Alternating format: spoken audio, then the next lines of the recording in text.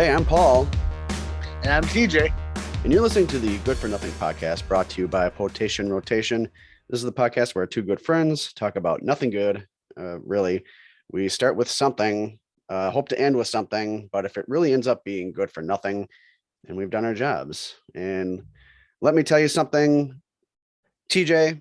Let me tell you a little something that some news I got at work this week, if you don't mind. All right.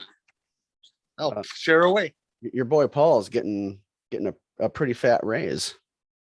Oh, that's wonderful. Yeah, it's actually probably one of the best raises as far as percentages go that I've probably ever received from a company. And that says a lot considering I've only been there 10 months and my last job I was there for a little over 13 years and never got this big of a percentage of a pay increase. So says good things about the company that I work for. I'm glad I made the move. So how was speaking of work, how was your day at work today, TJ? Actually wasn't too bad at all. It was except for the fact that since we're still not fully reopened, my day actually went pretty slow. Oh yeah. So what do you do exactly? Oh, I am washing dishes at Northwestern Mutual. So not being fully open, that means that less people are making dirty dishes, hey? Yes, it does. Yeah, because what NM is doing is they're doing 4 phases in order to get fully reopened. Mm-hmm. We were supposed to be in phase 3 by now, where the dining rooms and stuff are opened, and we are back in phase 2 due to the COVID. Yeah. Numbers.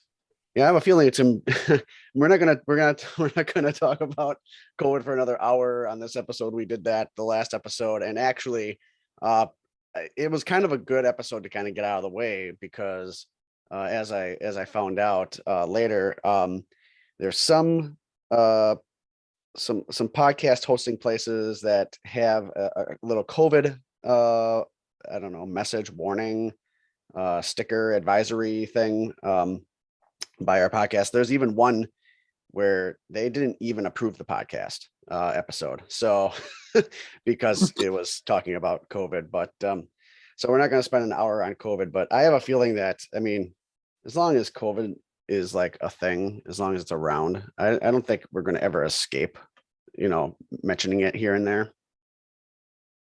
Yeah, that's what I'm thinking too. It's always going to be there, unfortunately. Yeah.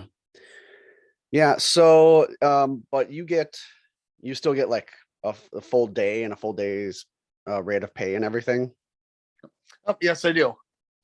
Yeah, I'm still getting my normal. I'm still getting my normal hours, my normal days.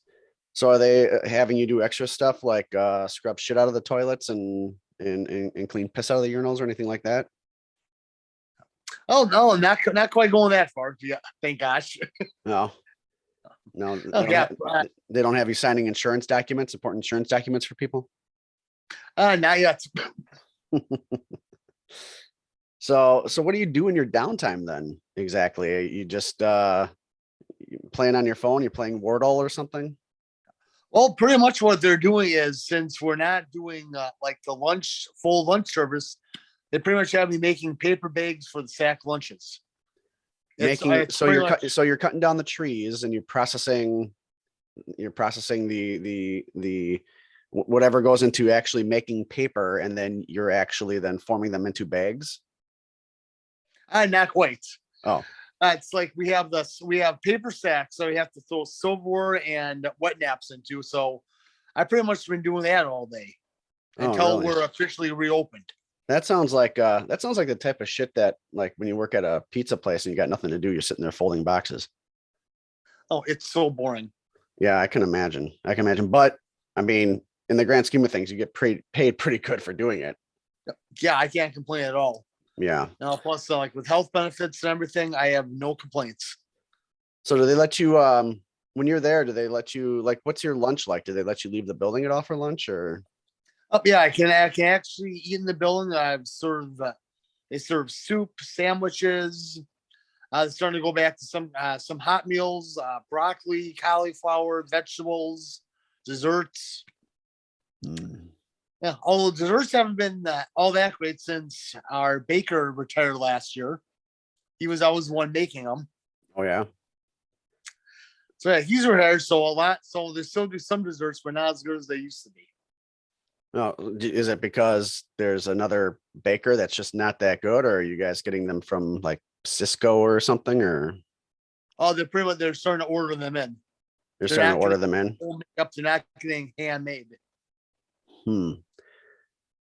Is that because they're just not going to refill that position? That this is like the new direction they're going, or are they looking to probably fill it at some point, maybe like after COVID, or Maybe after COVID, I haven't heard anything on that.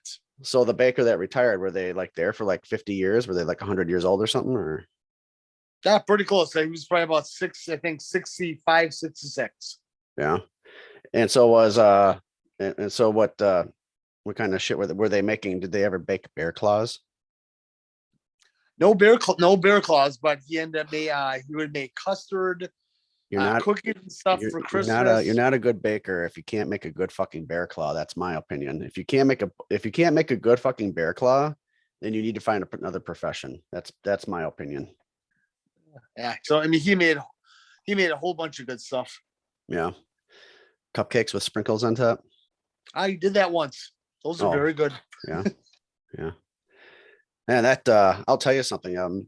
We recently got together for dinner and some games, and I had that brought that Dutch apple pie from the Baker Meister. Did you guys finish that up? Oh, yes, we did. That was excellent. Yeah, I've been thinking about that. So the Baker Meister, I think I'm saying that right. They are located right on Akachi Lake in Okauchee, Wisconsin. And right next, pretty much, well, not right next door to where I live. A hop, a skip, and a jump off the highway. And I'll tell you, ever since that pie and the bear claw I had that morning, I have not gotten that bakery out of my mind. I have a feeling it's going to be a weekend excursion going there for a bear claw and a coffee in the morning and maybe picking up a pie. I just I love myself. If you haven't figured it out by now, I love myself a really good fucking bear claw. What's your favorite bakery My item? my favorite is any kind of custard filled donut. Custard filled don't with so it Yep. doesn't matter if it's got icing on it or not, it's just custard filled. As long as it's custard filled, I love those. Isn't it the worst where, like, I don't know how it is at your work, but in the past where I've worked, like somebody will bring in donuts and you got like a couple boxes, like a baker's dozen in each box or something like that, which is 13, by the way, or more or less, whatever. But you got boxes of donuts sitting there and you're like, oh, there's a frosted cream filled donut. And you go and you fucking pick that son of a bitch up and your mouth is frothing and you're drooling and you're looking at it and you're like, oh, I can't wait to take that first bite. And you take that first bite and it's like, well, you don't quite get the feeling just yet. And you're like, but oh my God, it's so nice and fluffy and soft and so moist. It's melting in your mouth. Then you take that second bite and it's fucking lemon filled. Yep, I've gotten that, but I like lemon filled donuts. You do like lemon filled donuts? Yep, I love the lemon filled donuts. I fucking hate lemon filled donuts. And so that means that it's just that much worse that I fucking hate biting into that and getting that freaking asshole puckering lemon taste in my mouth. I just can't fucking stand lemon filled. I can't stand lemon filled. And I can't stand raspberry jelly filled donuts. If it's like strawberry or cherry filled, any kind of cream, whipped cream, or like the Boston cream style filling or whatever, which is what's that, like a vanilla pudding or something like that? Yeah, I think so. Yeah. Or even like a chocolate pudding, like that's all well and good, but raspberry jelly and lemon can't fucking stand either of those. And it makes me scared. I like have anxiety when I see donuts which Mhm. I've been pretty good lately. Like that bear claw is like one of the like only bakery items that I've had aside from dessert pies or whatever. But like with the diet that I'm on, I've been pretty good staying away from stuff like people bringing cookies and snacks and donuts and shit like I haven't been touching that stuff at work, but like I get anxiety like every time I open up a box and there's donuts and if I want one, I'm like, what is it fucking filled with? Like you can't break it open. You can't break it open and be like, oh, that's lemon or oh, that's raspberry. Like smell it and lick it and then put it back, right? Mhm. It's basically like once you touch it, you got to eat it. It's So it's yours. like, yeah, right. So I'll usually pick it up on the napkin and try to look for like the hole where they like where they fill it. But sometimes you can't even tell by the hole. It just looks like it looks like you're looking at a clean asshole. Like there's Mhm. nothing there's nothing coming out of it. There's nothing sticking out. So it's like, what the fuck is it? You don't want to put up to your face. It's like, oh my God, the anxiety. Like I'm getting anxiety just thinking about it. I've had like really insane anxiety issues lately, just things coming up. Oh my God. But anyway, we were on the topic of work. So, but yeah, it seems like I don't know. I heard recently in the last like, I don't know, week, there's like a what are they called? Um, a sub variant of Omicron, where it's basically Omicron, but it spreads even faster Oh, or something. wow. Yeah. But basically it's still the same like mild symptoms and blah blah blah. So they're pretty much telling people don't worry about it. It's just that if you haven't gotten it yet, you're probably going to get it now. I don't know, but hopefully we're going to be getting out of this soon, and then you guys will be full staffed and you won't have to, put sporks inside of brown paper bags anymore. Well, like I said, originally we were looking at June, so I don't know, I guess time's gonna tell what's gonna happen. Yeah. Well, yeah. And speaking of June, especially June, I mean, that's going to be the start of summer for most people. And kids are going to be out of school. But yeah. And we're trying to plan a trip to New York City. And that's like a whole nother anxiety thing. My gosh. I have no idea what the fuck I'm doing. Believe it or not. Like I only ever know like how to book trips to Colorado. that's that's all I know how to do. And the occasional trip to Vegas. And Mhm. that's it. Otherwise, everything else is if we go anywhere, it's driving up to Door County or driving to Minneapolis or driving to Chicago for a day or something like that, but like New York, I've never been. And look, when you guys travel, as far as getting on a plane and getting hotels, do you guys book stuff separately or do you look for travel packages? Like, what have you done historically? I'm trying to think. Oh, let's see. We ended up pretty much looking at the place we're going to. We kind of started. We don't really didn't look at like a travel package per se, but we just kind of booked stuff separately. Oh, you did. So you would do your flight separately from the hotel and So, yep. But one thing we would do is when we would travel with my in-laws. My mother-in-law has got timeshares. So oh what we would boy. do is that we would always look at stuff that we could use for weeks that we could use for timeshare. That way, we didn't have to worry about paying for a hotel room or anything. We automatically got a place to stay. Yeah, but for a timeshare, didn't you have to like sit through like a seminar or something? Or maybe or did the in-laws have to do that and you guys got out of that? Or isn't that like the point of a timeshare is you got to like sit through some kind of presentation or something? Yeah, it was something like that. I mean, I remember the one time sure we ended up going to. They ended up we did our own thing. Candace and I, my in-laws, they ended up sitting through it, Oh, they sat but through we it. just went and did our own thing while they were doing it. I always imagined a timeshare type of situation to be like a cult or something like, yeah, we're gonna let you come in and stay at this place, but you're gonna like drink our Kool-Aid and then you're gonna listen to our gospel of whatever the fuck they talk about, brainwash you and say, and you will do this again next year. You will come back, you will follow us, you will pray to us every night when you get down on your knees, pretend to suck our dicks. I don't know. That's why I've never done a timeshare. I'm just afraid. I went to like a Amway thing once. Amway, that was like 24 or 5 years ago. Wow. Somebody that I worked with when I managed Little Caesars, another manager from another store. Him and I became good friends, and he's like, "Oh yeah, and by the way, I do like Amway on the side, which is like basically selling people random catalog shit or something, and it's like a whole pyramid scheme. Then like if you can like get people underneath you to do the same thing, and then the more people you get underneath you, you make more money." And he took me to like an Amway seminar, like I think it was in Chicago or something. Mm-hmm. And I'm like, dude, I'm not a sucker. I'm not signing up for this shit.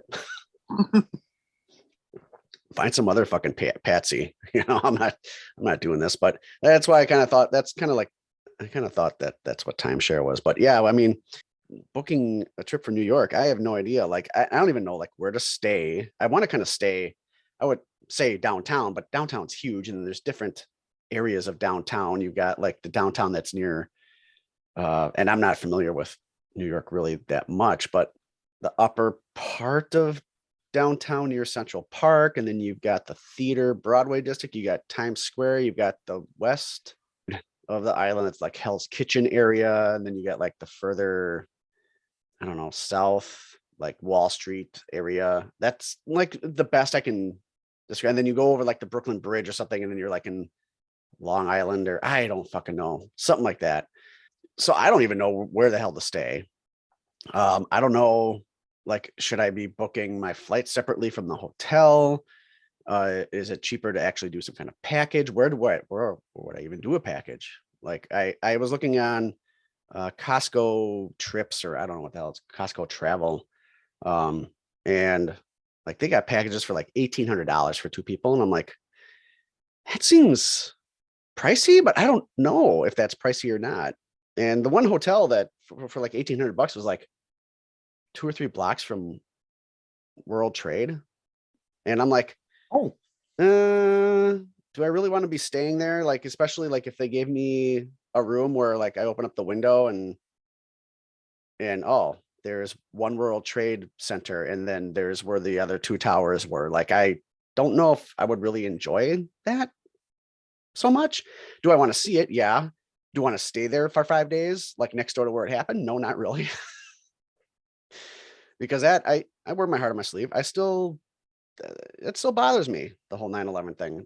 I mean, I can go on the internet nowadays. There's people that fucking make jokes about it, and I think they're sick people and whatever. That's how you're dealing with it. That's how you deal with it. But yeah, so like I don't even know where to stay. I don't know what to book. I'm like, I need to make a spreadsheet. Like I need to, like, as of right now, I'm finding I usually fly Southwest. Southwest is probably not the best idea. I can't find something round trip without stops, so nonstop out of Milwaukee. If I want to do that, I have to go to Chicago.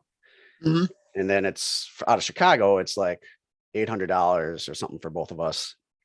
But of course, seats are included and the baggage is included. That's a good thing about Southwest. But JetBlue apparently has nonstop out of Milwaukee after you pick your seats and after you select your luggage, which it's like $30 for each person to check a bag each way. So that's another $120. It ends up being like $600 or something, which is like the cheapest I found. United was a little bit, it was a comparable, but I never like went as far as doing the seats and the baggage thing. It's crazy. And that's the other thing too, is like, I'm so used to flying Southwest that even when I flew United for a work trip last year, I wasn't comfortable flying United. It was just like, it was weird. On the way back, I upgraded to like first class or something, like a nice big wide seat. I paid like another $120, but I was just like, that's how uncomfortable I was. I don't know. I've been dealing with more anxiety lately. Like things have been like really getting to me. Even like a recent TV show Heather and I were watching, 8 episodes long. I think I might have told you guys about it. It's called The Sinner. And it was like, we were in our 3rd season on Netflix. And this particular season, the 3rd season of The Sinner, was very like, oh my God, like I wish this guy would just get arrested, or I wish this guy would get killed. Like, hurry up and like get this done, because the anxiety was just like ungodly. I I don't know what my problem is. Do you ever have days where you're just like your anxiety levels are just like to the point where it's like, I just don't want to exist right now? Um, actually, no, I know what, I haven't been gone that far yet, but I have had days where it's like, I just want to get this done. I just want to get this over. I have had days just want to get something over. Yeah. So my anxiety is like so bad. And that's, maybe I need to, I don't think my blood pressure is high.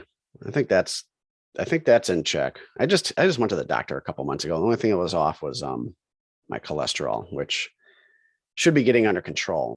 Everything else checked out. But yeah, I don't know, man. It's so weird.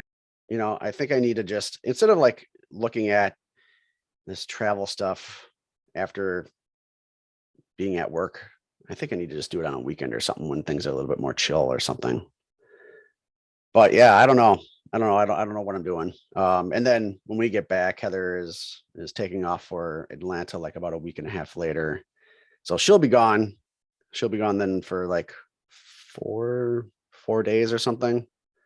So I'll be bacheloring it up at the house. Just me and the dog, I think, so far. So arrangements have to be made with children, obviously. So Now, is that a work trip that Heather's going on, or just for leisure? yeah, it's for her one of her businesses that she does. And I was, she asked me if I wanted to go. I'm like, wow, that's like right after we get back from New York. So that's going to be a no for me, dog. I can't. It's not like boy, back in the day, there was I went to Florida and Vegas back to back. I think Florida was with Sean and Vegas was with Hank. And that's the first time I'd been to Florida by myself and the first time I've been to Vegas. Yeah, I did those two trips within like 2.5 weeks. And the Vegas was the second one. And so like halfway through Vegas, I was exhausted. So every time I think about like taking two trips, I just don't see it happening. Uh, especially now, 23 years later, and I have a habit of getting tired more easily. It's definitely two trips aren't in the cards for me. And you know what? I don't know what there even is to do in Atlanta. I cannot. I can't help you with that. I've never been to Atlanta. Well, she did go a couple years ago, and there was, I don't, I think she went to maybe like, she said there's like the World of Coke or something down there, but I don't know anything about Atlanta except for the Braves and the Falcons. So that's baseball and football. I don't even know if they've got I'm sure they got basketball. Atlanta basketball team. What's the Atlanta basketball team, TJ? The Atlanta, not Braves. Hawks. Working Hawks. Atlanta Hawks. I had to look that one up. NBA, like once you start getting outside the MLB and the NFL, fuck it. I don't know jack shit about the NBA, and I know a little bit more about the NHL. But anyway, yeah, like I don't know much about, it's Atlanta's never been like, have you ever wanted to go to Atlanta? Have you guys just ever been like, hey, let's go to Atlanta? No, we haven't. Yeah. I don't know anybody that Not just Atlanta. yeah, I don't know anybody that just goes to Atlanta. So as far as business goes on her end, I mean, she's got things to do, but then there's like whatever they're going to do at night, all of them, that I would have probably been involved with dinners and drinking probably or whatever. But like, as far as sightseeing and stuff, like, I don't know. It just doesn't appeal to me much. I know they film a lot of movies down there. There's probably like movie sets to go to. I don't know if there'd even be time for that, but yeah, Georgia is huge in the film and television industry. A majority of the stuff that you might watch, if it's not filmed in Canada, at the end of the credits, you'll see that big giant Georgia peach. So yeah, I don't know anything about Atlanta, but where was the last place you went to on vacation? Now, are you talking about like local or just vacation in general? Just vacation, just getting up and going someplace. How long ago was that? Oh, it was actually Wisconsin Dells last summer. Wisconsin We Dells? ended, yep, we ended up going for a couple of days. We went to Noah's Ark, had a nice little time there. Went to the casino, did some shops. Now, did you have to wear, you went during COVID? There, like Noah's Ark? Yeah, yes, we did. This might be a stupid question. Did you have to wear masks inside inside that park? No, inside that park there was. I mean, the lifeguards are wearing them, but we didn't have Uh, to wear them. yeah. I was gonna say because I mean, yeah, they could get wet, and I think that kind of defeats the purpose. But it's funny because then you go to like other theme parks and stuff, and you have to wear a mask. But because this is a water park, you didn't have to wear one, huh? Yep, yeah, no mask. And at the casino, did you have to wear a mask? I think right. I think at the casino we did, but yeah, not the water park. I'm trying to remember if that casino was the casino here in Potawatomi. Was that even open? When the hell did that open? They must have opened around the same. I think all the casinos must have been open, well, like around the same time or something. Yeah, I think so. Yeah, that's another thing. I haven't been to a casino in years as well. You know, I used to have like really bad habits. I mean, especially back when we were about 23 years younger. I mean, you and me and our group of close friends, the former four amigos, we used to hit a Potawatomi every now and then. Yep, I remember that. Were you with us that night when I ended up winning like what was it, like $1,200 or something on the slot machine? That night I don't think I was. Oh, man, where the fuck were you? It was right when Potawatomi, a little bit of history about Potawatomi. It used to be just Potawatomi bingo. And it was like the world's largest bingo hall or something. Eventually it became like the US's largest bingo hall, eventually it became Wisconsin's largest. Like I'm sure, and it's mostly because not only were other places or places opening up, sizable bingo halls, but Potawatomi ended up introducing slots at some point. So they ended up adding slots to like the areas around the bingo hall. And so they kind of like reduced the bingo from the inside. So they kind of like, listeners can't see me, but I'm kind of like, if you take a circle and you make that circle smaller, that's kind of like what they did. And then they started like, because slot gaming wasn't like, they weren't allowed to have it at first. And then table gaming wasn't like allowed at all. I think in the state, or maybe it was just Milwaukee. I can't remember. It's just going back to way too far. And then eventually they added tables. So when they added tables, then they like cut the bingo hall in half. And now the bingo hall was now like probably like, I don't know, 40% the size of what it used to be. And that was still like all in the original building. So that night it was still the original building. There was slot machines all around the circumference. And then they had some table games kind of scattered through. And by table games, like I think you could only start with like blackjack and poker. They couldn't do roulette yet. They couldn't do anything else like that. Keno, I don't know what else, whatever the fucking I don't know. Can't think of gambling stuff right now. But yeah, we were walking around, and some of my favorite machines back in the day used to be like the double or triple cherry or the double or triple diamond machines. I wasn't big on the lucky sevens. God, I'm dating myself. When I say old, real, I mean like the real slot machines from like the 90s to the early 2000s before they became video slots and stuff like that.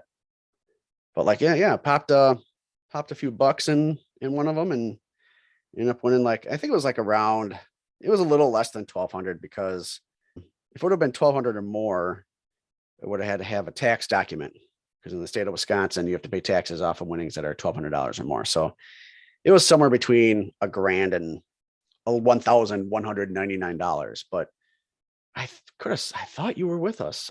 Maybe not. But then like, yeah, I cashed out. We all got in the car and we went to one of those 24-hour restaurants on the Milwaukee South Side to eat. And I kind of gave, maybe you weren't there. I don't know. You don't remember that at all? Yeah, I do not remember if I was with you guys or not. Man, where the hell could you have been, TJ? Were you out fucking around with some dame? Maybe I was. Oh man. No, maybe you were working. I don't know, but yeah, that happened. And then eventually Potawatomi ended up expanding, and I mean they're like this, you know, pretty big place now with the hotel, and they want to build like a whole nother hotel, even though I don't know the first hotel even does that well. Eventually, like I think my dad and I went there and we hit a jackpot on something on a slot machine or something. There was a probably about a good solid 10 years between being 21 and 31, like probably, yeah, where I did pretty good at going to a casino. Like I didn't really lose my money in slots. I did well. I mean, I always gambled smart. Blackjack, that was my game. Like if I like literally there was like my attitude was, hey, I want to make some money. I'm gonna go play blackjack. And I would make money playing blackjack. But eventually that luck ran out. And every time I go into a fucking casino, there goes my fucking money. So so I think the gods were good to me for like the first, and I remember it was like you could play bingo at 18, but you couldn't play slots or gaming tables. Well, you could, I think you could still play them at 18 when they were first introduced, because I Mhm. remember then turning 21. And when I turned 21, I think that's when the laws were updated for slots and gaming tables that you had to be 21. And I'm like, oh, looks like I've been lucky enough to be able to play them the last 3 years. Sucks for everybody else. Can you imagine being like 19 and playing a slot machine one day, and then next week you want to go, but you can't play anymore because the law changed? That would suck. Yeah. So yeah, my luck ran out, and I just haven't oh, what's the craps with the dice. Heather likes that one. So when we would go to the casino, her and I, that's what she would do is play craps. So she knows a little bit about it. I don't know much about craps, and it was still hard to sit at a blackjack table. It was rare that I ever would sit down at a blackjack table, but I think my luck started to run out when I went to Vegas the second or third time I went to Vegas. Have you ever been to Vegas? I've been to Vegas on probably 3 or 4 times. Oh, really? I didn't know you've been Yep. there that much.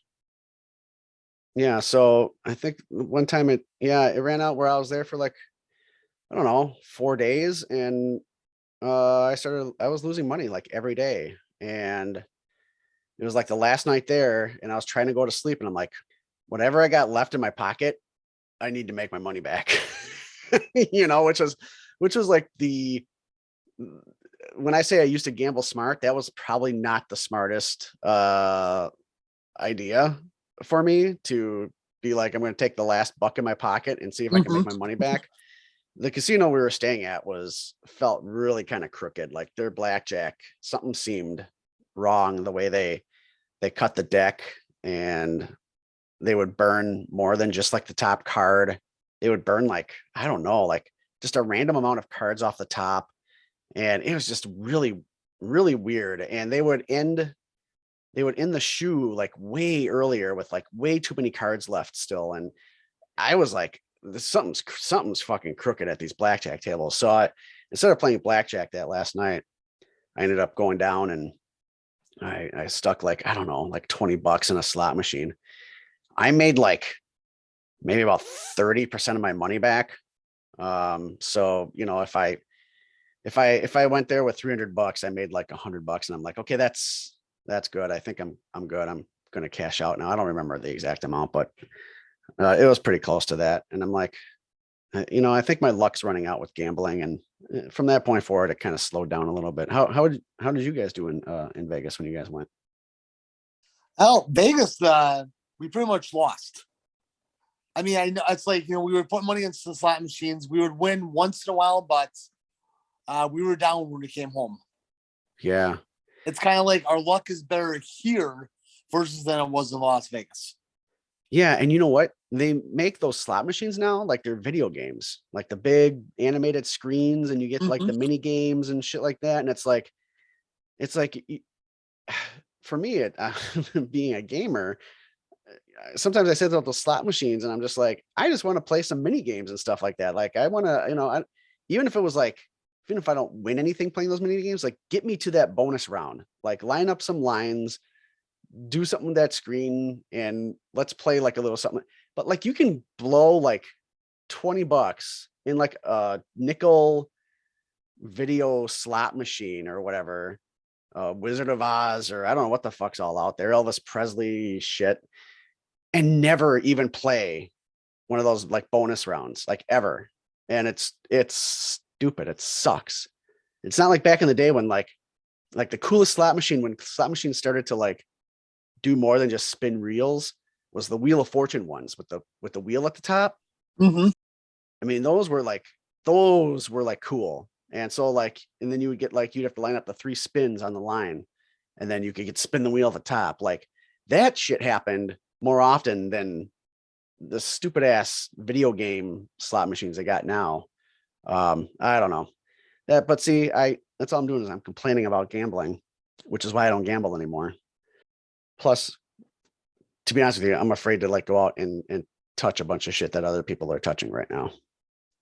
Well, you know what? I don't blame you.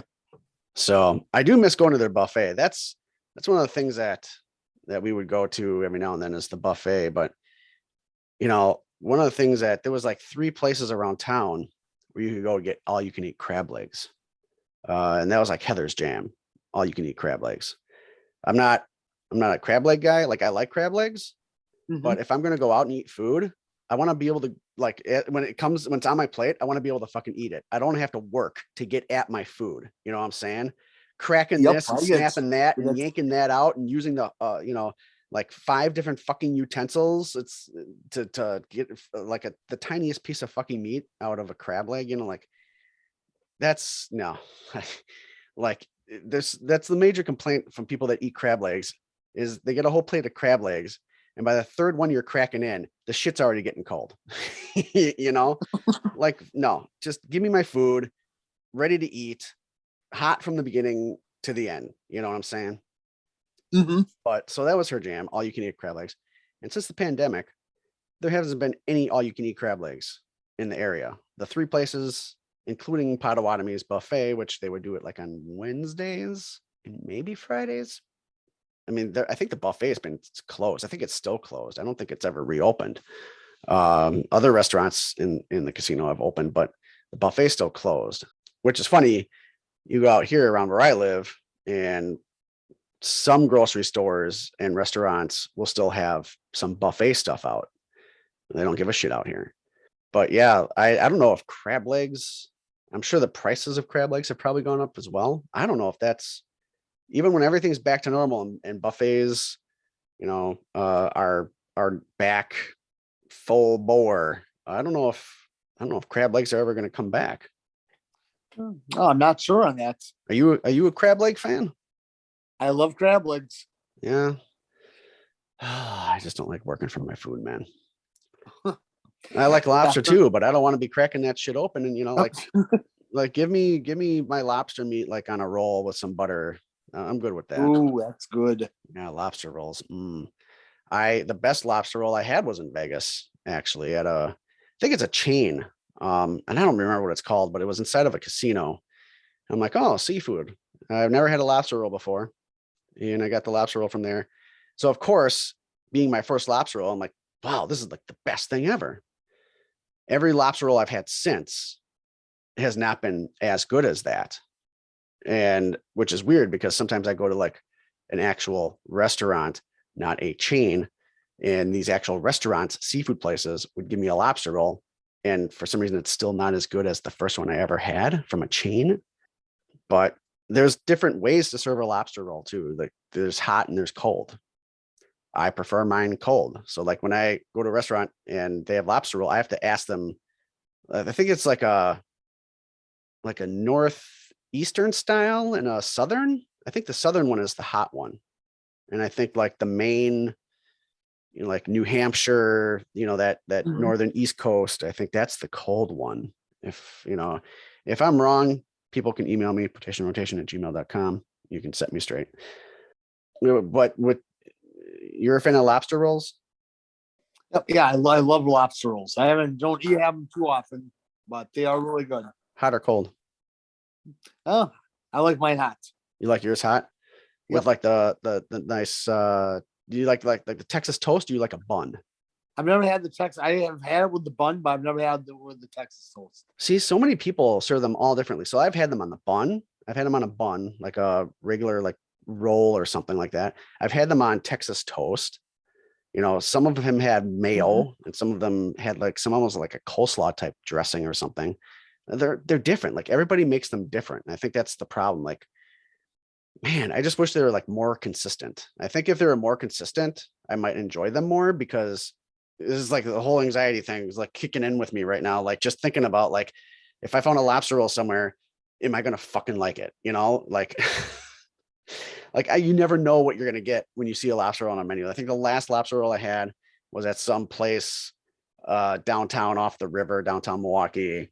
And I'm like, oh, they got lobster rolls, and I got it, and it was like a giant, maybe not even Texas toast, just an oversized thin piece of bread, and it was the lobster meat seemed like it was from a can mixed in with like cheap mayonnaise, and I'm like, this is the worst fucking thing I've ever had.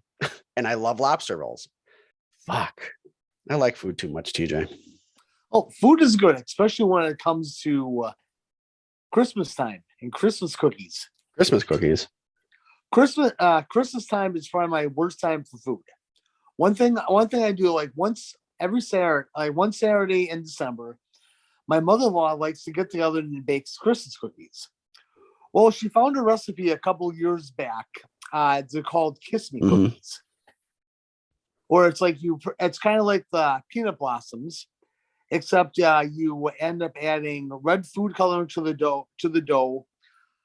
Mix it, add chopped up maraschino cherries, and then you dump cherry juice. Shut up. Mix it around, and then it's like you bake it just like peanut blossoms, and you have the Hershey Kiss on top when they come out of the oven. Those are my favorite ones. You just opened up a long, dormant memory in me talking about these things. One of my ex-girlfriends, boy, this was 23 years ago, Jessica, her mom made those. And up until then, I only knew of the peanut butter ones, right? Those were common.